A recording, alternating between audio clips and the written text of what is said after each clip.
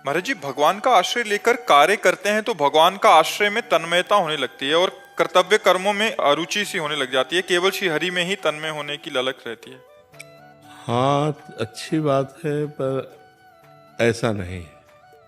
अगर ऐसा होता तो चक्रवर्ती सम्राट अम्बरीश का राजकाज कैसे चलता?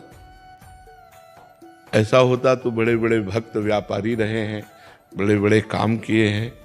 हमको ये चाहिए कि भगवान का सुमिरन, भगवान का आश्रय करते हुए कार्य को सम्यक रूप से करें, इतनी भी त्रुटि न होने पावे, तभी तो भगवान की भक्ति का प्रभाव माना जाएगा। अगर ऐसा हो कि भगवान की भक्ति सब कार्य रुकवा देती तो फिर भगवान को कैसे प्राप्त कर पाएगा और वो व्यवहार कैसे कर पाएगा?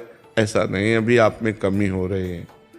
भगवान का चिंतन करते हुए हम बहुत अच्छे हर कार्य कर सकते हैं।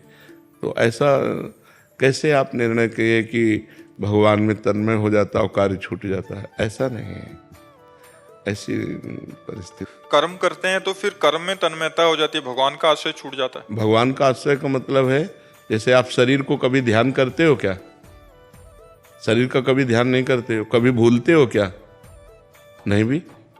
बस यही आश्रय है। हम किनके हैं? श्री हरि के हैं, हम प्रियाजू के हैं, हम प्रभु के हैं, और खूब कार्य कर रहे हैं बढ़िया मन लगा के, और उस कार्य को प्रभु को अर्पित कर देते हैं।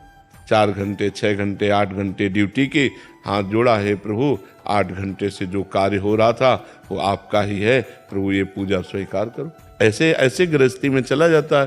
अब आप ऐसा कि हम हरि में तन्मय हो गए तो फिर कार्य, मुझे तो ऐसा कम ठीक लगता है।